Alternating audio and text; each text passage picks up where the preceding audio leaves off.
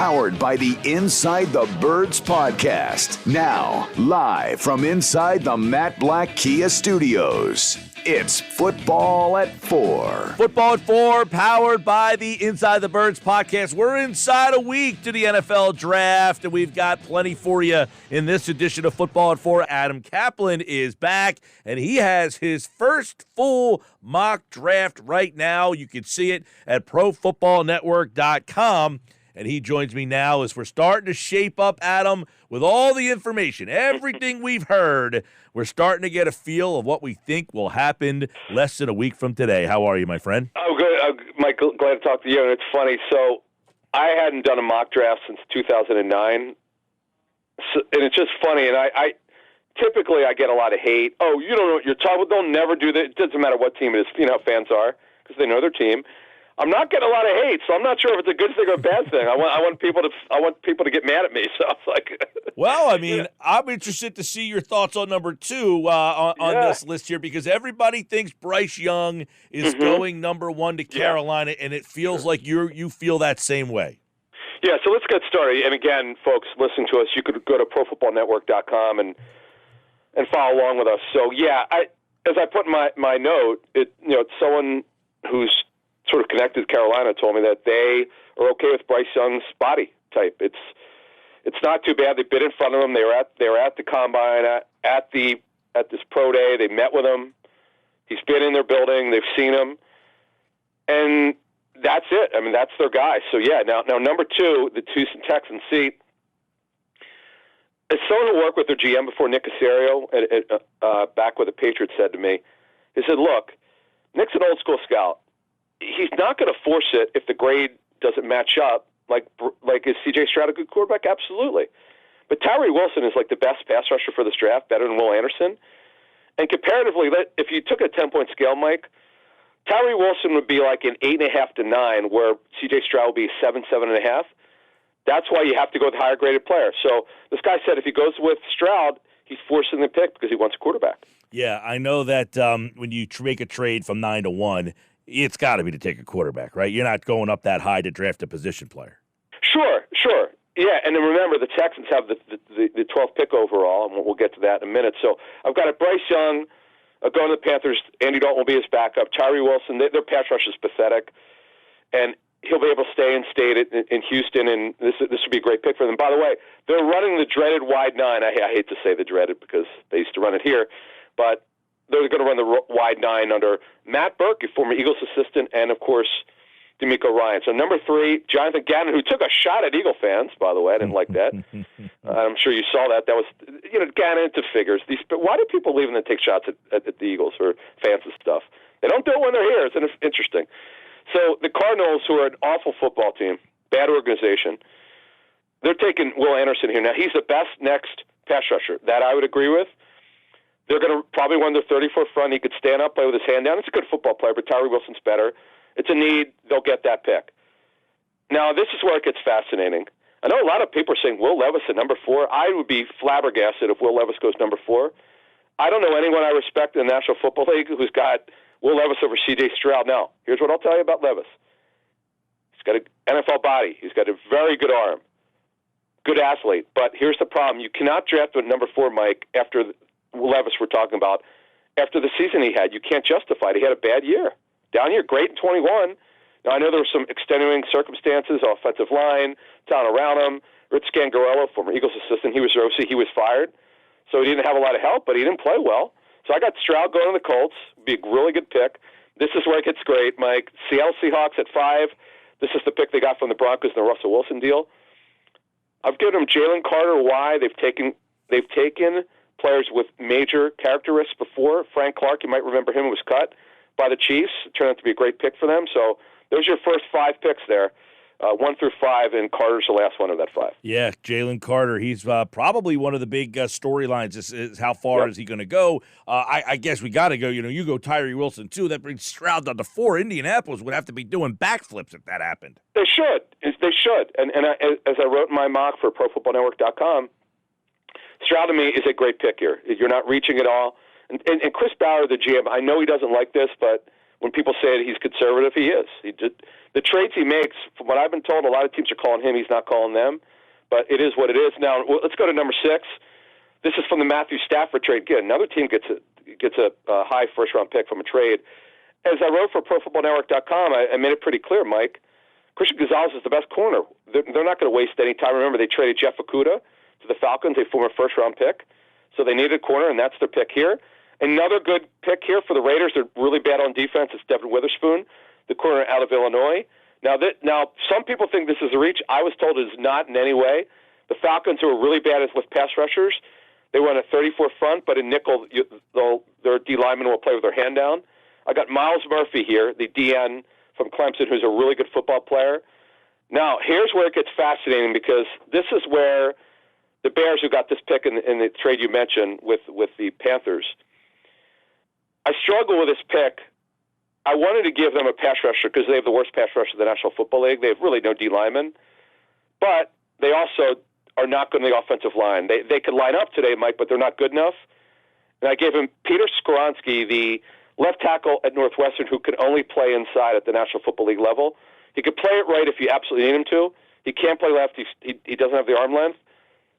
He's not the athlete that Rashawn Slater is, but he will play guard at the next level. And this is the question, if he drops the 10 to the Eagles, Mike. Would they take him? Because do you really want to draft a guard at the next level? But we know the Eagles, as we get to 10, Mike, they need a guard. A right guard, that is. Yeah, that's the question, and I agree with you. I think Chicago, they have to take an offensive lineman in this draft. I mean, you move back, you're in the 9 spot, you just committed to the quarterback by getting out of that spot you were in.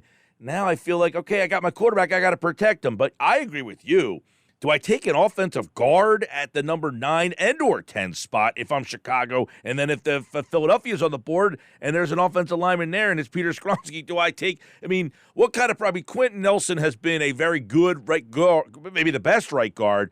But sure. Still, to take a guard at that – there was a time, Adam, where Lane Johnson, who plays right tackle, they drafted him, number 3? And I asked the question back a couple of years ago – you take a right tackle at number 3, that's almost unheard. I mean, if it wasn't a left tackle, you know what I'm saying? But they thought he was going to move there. It ended up not happening. Right. So what happened with that one is that they didn't think Jason Peters would play as long as he did, kind of like Jason Kelsey, refuses to retire, which the Eagles love because they want him back. But I laughed because I remember talking to someone close to the situation, and they said, listen, Lane, you should know this. Lane really doesn't want to move to left tackle. He's very comfortable at right. And as long as Jason wants to keep playing, that is Jason Peters, we're fine with it. And I'm like, okay, good. So that plays to your point. You typically would not draft a right tackle in the top 10. It's not seen as an elite position. Left tackle is for a right-handed quarterback, that is. But anyway, so we come to the Eagles, and yet another pick.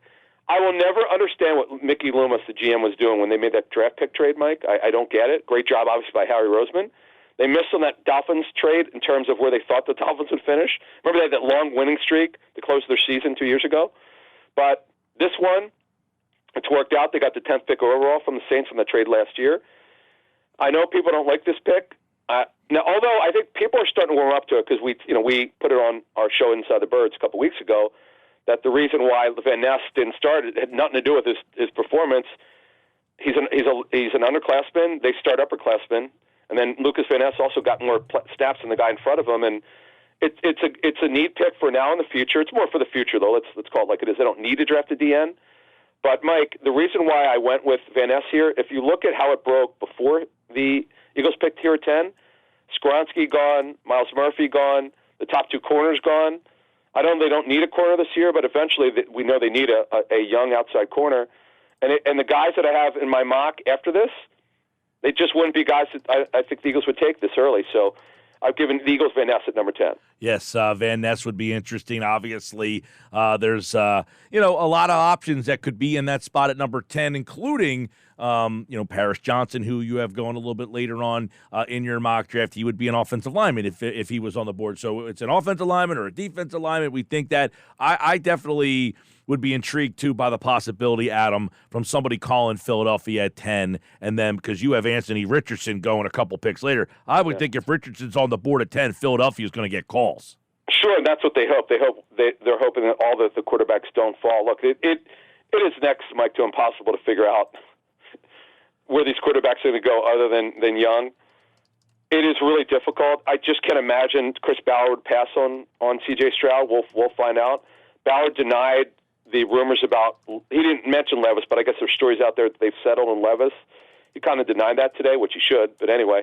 So at 11, as we get to the Titans, who need everything, as I wrote for my friends at Pro Football Network, that the Titans need receiver, guard, center, outside linebacker, inside linebacker, running back. I gave them the best receiver for this draft, Jackson Smith and Jigba. He'll start right away opposite Treylon Burks. In this scenario, Treylon Burks, who was the first runner last year, so that really helped them get things going. But he'll play more in the slot at this level. Talk with Adam Caplan, Football at 4 here on the Sports Bash. Yeah, Jackson Smith and Jigba. I think talked about it the other day. It might have been with Moshe about, hey, the Eagles, now they signed a third wide receiver the other day, so that might take the possibility. But, hey, would they do something and say, hey, the best receiver on the board is on the board when it's our turn to pick? We've been talking so much about the running back. What if the best receiver on the board? Now, I think that's probably been kind of pushed aside now that they have a new third wide receiver in the slot. Well, Mikey, but again, the draft is about the future. It's less about this season. The reason why you wouldn't do it is because the Eagles they'll balance between 12 and 11 personnel.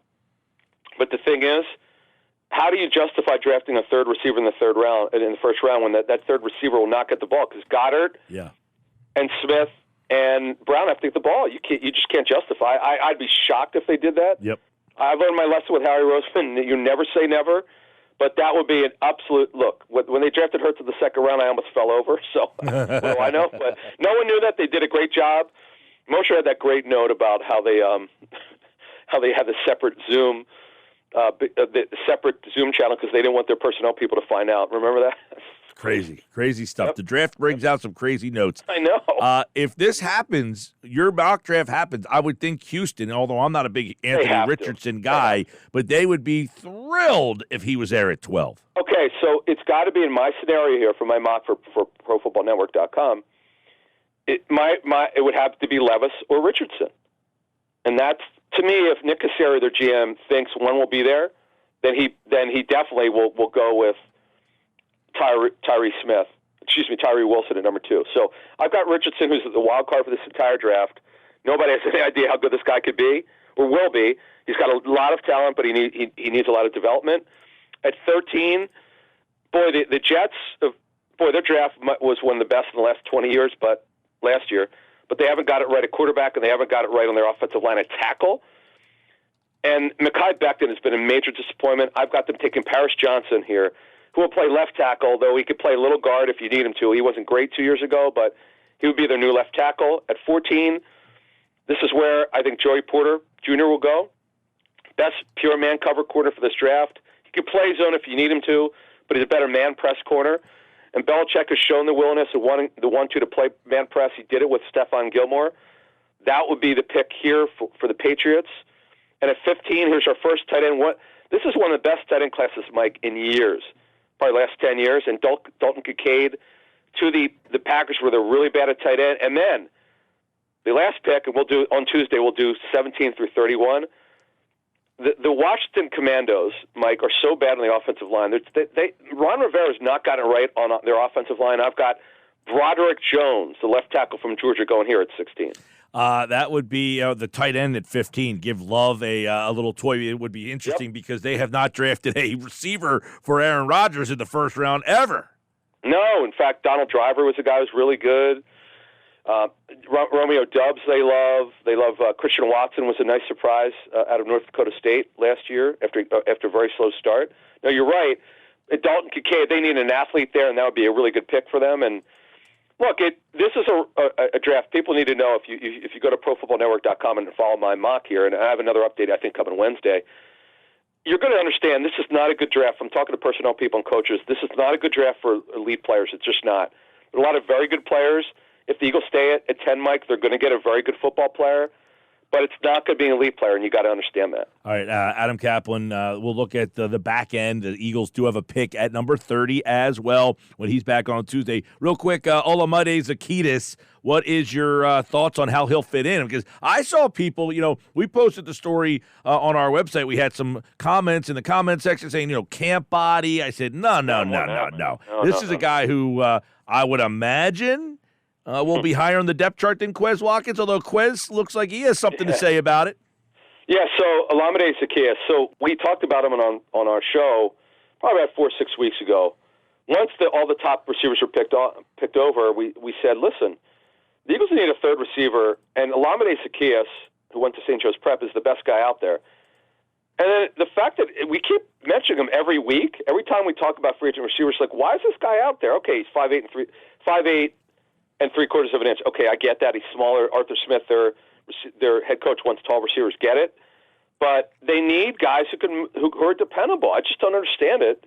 This is a nice signing. I know it's a veteran minimum deal, but that doesn't matter. They need the guys. He started for basically better part of 2 years for the Falcons. Yeah, and by the way, what I like, doesn't drop the ball, sure-handed, 13 yards a catch, 3 straight years. You know what you're getting from this guy. He's going to catch the ball and be a dependable number 3. And by the way, if Quez Watkins would have caught that ball, we probably aren't having this conversation. And not only that, I mean, Mike, are you referring to that? Was it the Washington game when he fumbled? The fumble of the Washington. I'm talking about the ball that hit him in the hands in the Super Bowl. Yeah, that one too. Those two. The Washington one was pathetic. He fell, got up and fumbled. But yes, he also had the shoulder injury. But at least Sirianni did acknowledge he didn't have the kind of year that they were expecting in the way that he said it. But yeah, this is good. The Eagles continue to address their needs, and that. By the way, that's what free agency is about. I think people sometimes lose track of that. And then you hinted at Gannon, a little passive-aggressive shot. I will say this. Yeah, he said the media was asking him, saying, hey, we want you fired. The media never wanted the guy fired. They may have been relaying. What are you talking about? They may have been relaying what the fans had been asking. Let's be honest. He was not very popular with the fans, but the media never asked for John Gannon to be fired. No, we're not dumb. I mean, they got to the Super Bowl with this guy. They second most sacks in one season in NFL history. Come on. No, but the criticism was he could be passive as a blitzer. Which he said. The media said you didn't blitz enough, and then he said, well, I got 70 sacks, which is 30 more than the next team. No, but what it was is the lack of turnovers after C.J. Gardner-Johnson got hurt. They just were not forcing turnovers. Look, he's a solid coordinator. He was. There's no doubt. But he could have been better, and that the tape showed it. He just was not aggressive when he needed to be sometimes. But it's okay. What happened was because he kept being asked about it. He was actually asked about it here. In some of his press conferences about was he aware of the criticism and whatever. But look, he's with a really bad team. They're in a turnaround program. Their quarterback's coming back with a bad injury, and they got a long way to go. Yes. Well, we'll see what happens Thursday night. Check out Adam's mock draft, the full mock draft over at Pro Football Network, and make sure you check out the Inside the Birds podcast leading up to the draft, the intel with Greg Cosell, all the great stuff from the guys, and, of course, right here on Football at 4 all next week. We'll have the final draft thoughts, and then the NFL draft on Thursday right here on 97.3 ESPN. Adam, enjoy the weekend, man. You too, thanks. All right, Adam's back on Tuesday next week. We'll do the back end of his first round of the NFL draft. And then, of course, the Eagles take number 30 in that draft. I'm Mike Gill. This is the Sports Bash, 97.3 ESPN.